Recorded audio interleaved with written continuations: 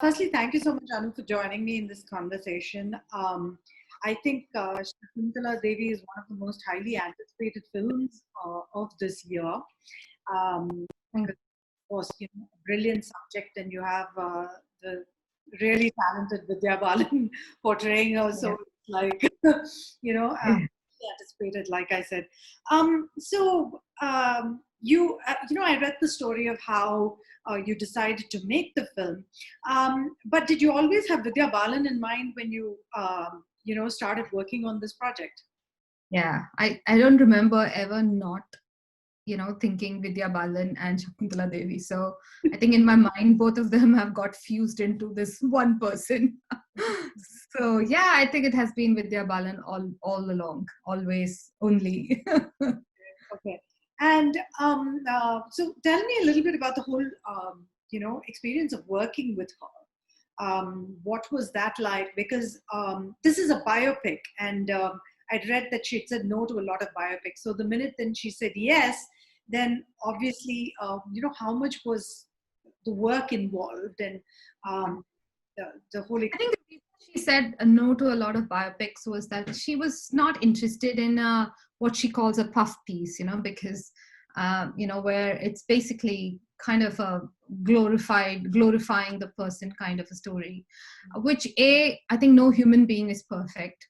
And B, I think what's the fun, right? I mean, actors love, the flaws, the vulnerabilities, the conflict. So what is it in, if the only thing, if you want to play a character so people worship you, I don't think that's what exciting for her as an actor. So I think that's why, biopics, if they were not willing to dig deeper, it didn't excite her.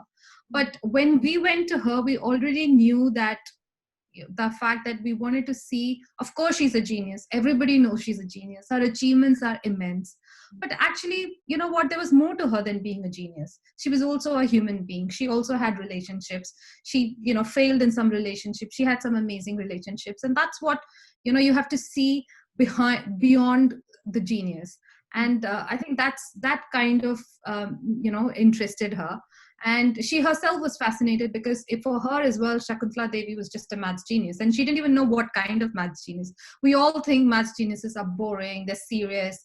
And here was this woman who was just so entertaining, interested in the world, had, loved to dress up, loved to, kind of have parties in her house, go for it. She lived life to the fullest. So I think there was so many contradictions to Shakuntala Devi, the way we perceive a mathematician, a genius, a woman, a mother.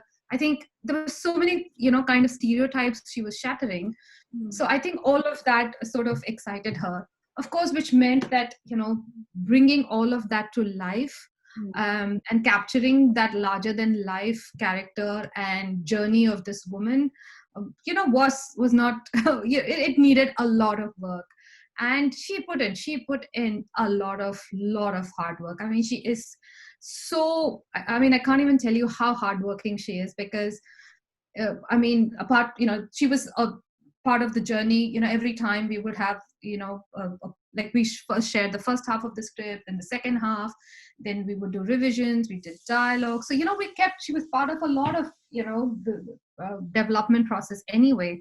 But then after that, she and I spent a lot of time figuring out what aspects of Shakuntala Devi, are we going to keep in the film, and what is it? Because it's not, as she has also said in her interviews, because she was not interested in just copying Shakuntala Devi, because what's more important is to capture the essence. So you have to feel a journey, you have to feel a sense of life lived. So it's not, so I think she had to marry the two, make sure what about Shakuntala Devi will make her be convincing that this woman has had this journey.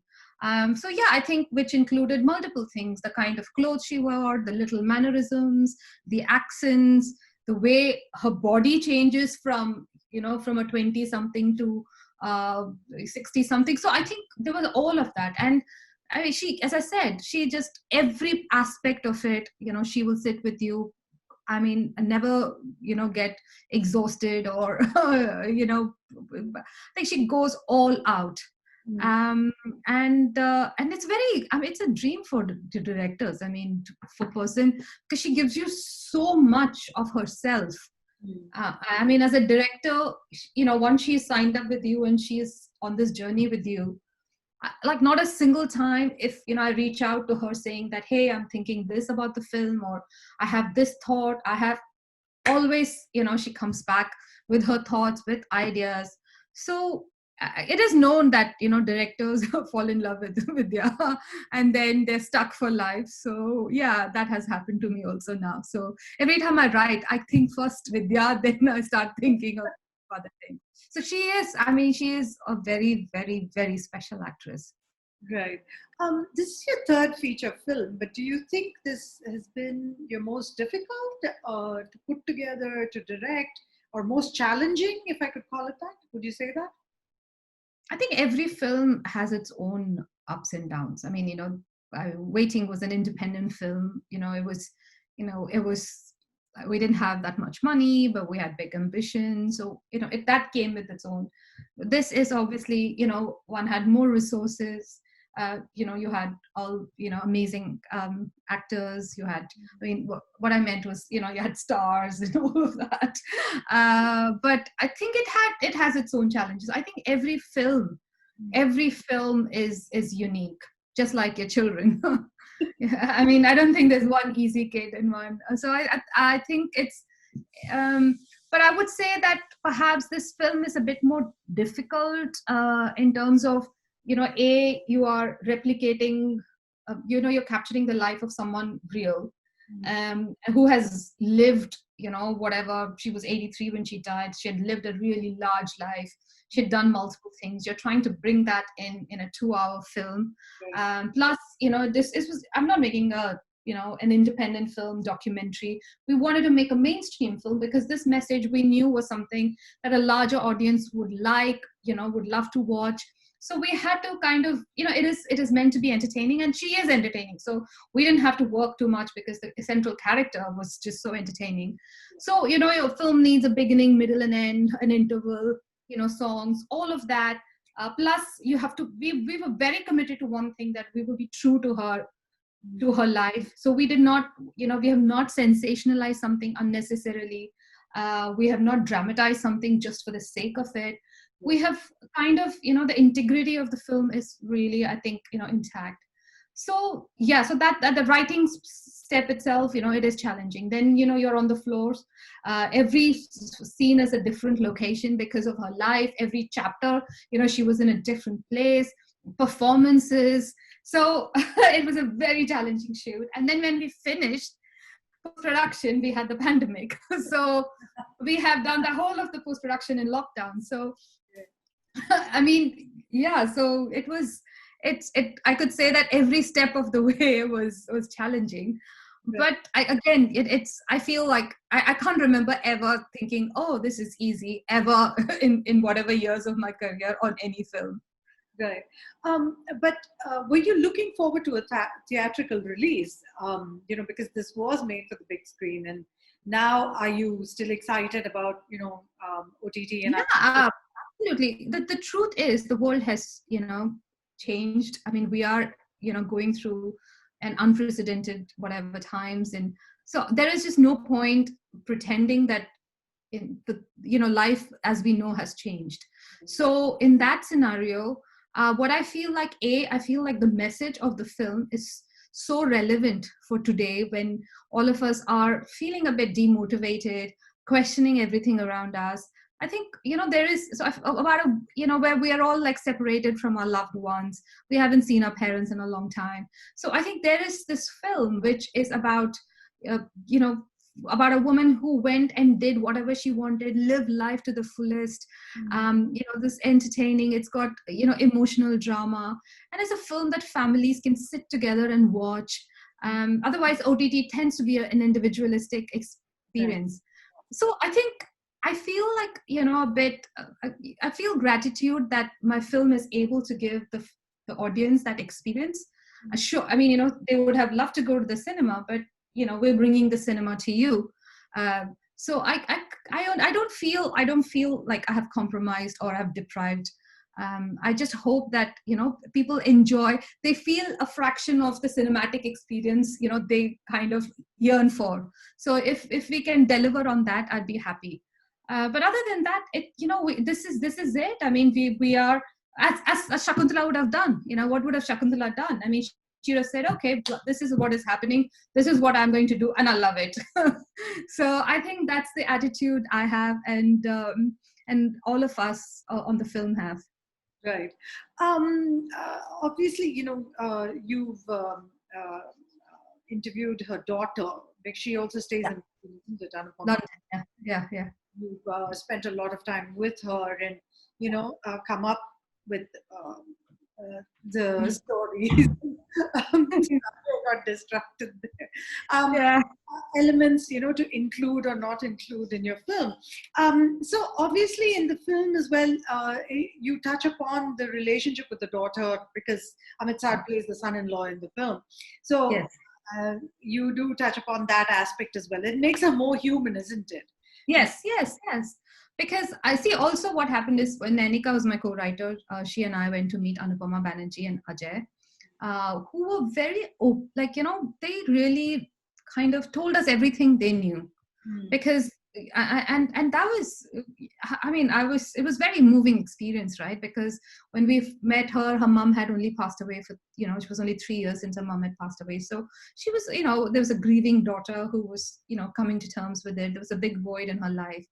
And as she kind of talked about it, I realized the best way to understand, at least for me to understand this amazing woman, was through her daughter.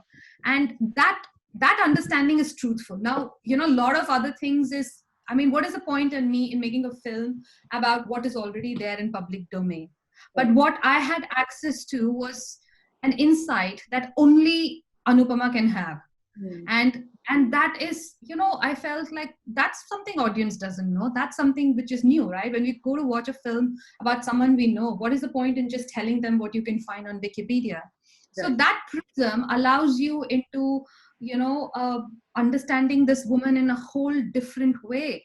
And that's what, we realized. Even Anupama and Ajay, they also thought that this is the only way, because they can vouch for that. Right now, what she did in any performance or what somebody says is not what their experience is. Their mother, the journey they've had with her, that is the truth. So, we that truth is really, it humanizes her. B, it was a very moving story. So to understand a genius through that, I felt was way more, I think, unique. And even as a cinema, it's cinema should, we look for emotions and love and everything in cinema. So there was the dramatic story there. And obviously they were just so, gratitude to them for allowing us to, to kind of, to give us this opportunity to, take that path. So yeah, I think all of these sort of came together, and I feel like that's what sort of brings the films together. While she's a genius, she's also a mother. And so how those two kind of sometimes worked well together and sometimes they didn't. And so while I think all of us will look up to her, we will also see ourselves in her. And I think that is what the beauty of cinema is, right? And if we can do that, then I think it's I think a far more rewarding journey than just seeing someone who's amazing on screen. Right. It's interesting that you did 4 more shots, and then so different, so edgy, and then you also worked on Shakuntala Devi. I think you were working on it simultaneously, I'm presuming, because just about I finished shooting, and then I started working on this. I was researching right through, because every time we would get time, we would just meet up with Anupama and her husband. Right. And then I finished shooting, then I started writing. So how has it been, doing 4 more shots on one hand, Shakuntala on the other hand? The last couple of years have been quite, you've been quite busy, to say the least. Very dynamic. Yeah, I think, what I find it, basically what I feel is that I have to be true to the film, whatever I'm doing. So, Waiting was a story which was, about 2 people grieving about a hospital. which comes with it certain, with its narrative, with its demands that come with that.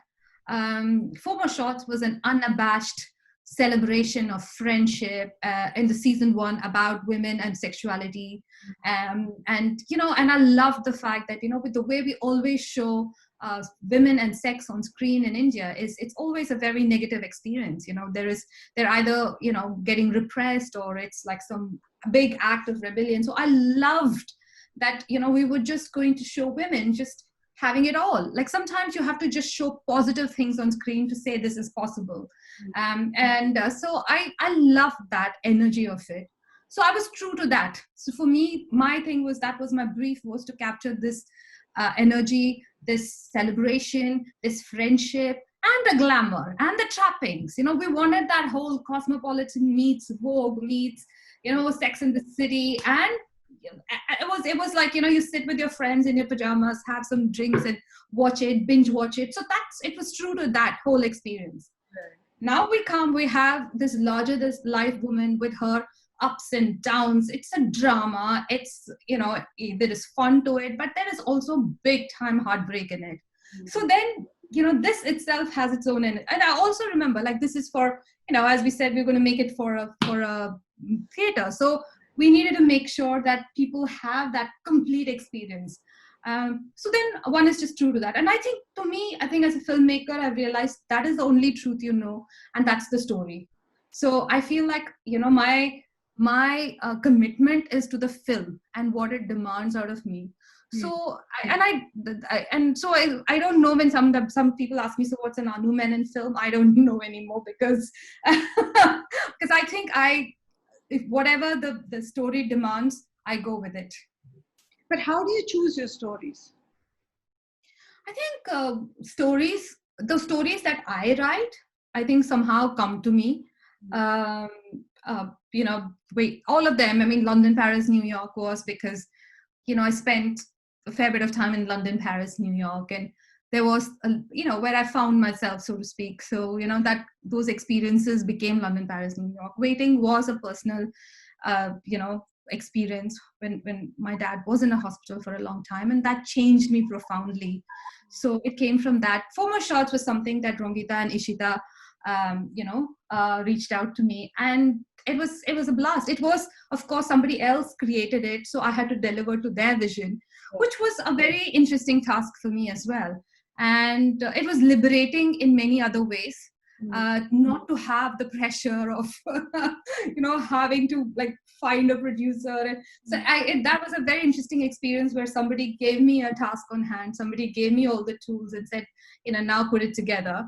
And I just raced to the occasion for that. And then I think, as I said, Shakuntala Devi came because I have talked about this, about how once my daughter said, boys like, and I thought, because when you have a daughter, and I have always felt, I always tell her, I mean, I went to an engineering college, and so not that I was great at engineering, or I was, my friends from BITS are going to roll their eyes, but but the thing is that I've never said, oh, science is not for me. I mean, I feel like, why is it, women feel like, oh, maths and science are like, it's a male domain. We've also, like, people have said that how all girls schools perform better in maths and science, because they don't have to compete with men, so then they kind of excel within themselves. So there are, because I had been having all these discussions, and so which is when I was like, we need to see these positive reinforcements on screen. And I said Shakuntala, and I never like biopics, to be honest. That's, if you ask me like a genre, I mean, I would like skip most of them. Maybe I'd like the Steve Jobs one or a few others, but because I just feel like, okay, I know the person, so why should I watch a film? So I did not have any preconceived notions, when we started on it. But what I found was just something so unique, so beautiful. Every time I used to meet Anupama and Ajay, and we used to have all these intense sessions, and I'm not joking, I used to feel like my heart would just burst, because how it must have been to have a mother like that, and love her and kind of be angry with her, but that's what I used to say, it's a love story between a mother and daughter. Mm. And so I just found that even if she was not a real person, this is an amazing story. Right. So I think that's why it kind of really, and I stuck, I have to say, like, a lot of time they were not, when I used to earlier pitch the film, people would say, but she's not an underdog. But that was the beauty, because we expect biopics to be about underdogs, Right. but here was a woman who actually, didn't have anything. She was poor, but she never thought she was an underdog. And to me, that is a bigger lesson, that don't consider yourself an underdog, because the power is within you. So we kind of stuck to our guns in that approach, that we want to tell the story about this mother and daughter, and the mother happens to be a genius. Right. Okay, so now that the film is over, you're promoting it. Are you looking forward to its release finally? You know, That's what I was just telling, the Amazon PR person, that this, of all the filmmaking, and that eve when all the critics are watching your film, that perhaps is I think the, like, perhaps the most difficult or the most anxious time one could watch, because it is at that point the film stops being yours and starts belonging to the audience. mm, It's that, I don't know, empty nest syndrome maybe, where your child has flown the nest, and mm, you have to just be like hopeful that they will adopt it and love it the way you loved it. right. So yeah, so it is a weird feeling every time. Okay, Anu, thank you so much for speaking to me. Thank you. The very best, and I'm really looking forward to watching the film. Thank you. Do watch and tell me what you think. Definitely, definitely. Thank you so much. Thank you. Thank Take you. care. Bye. Bye.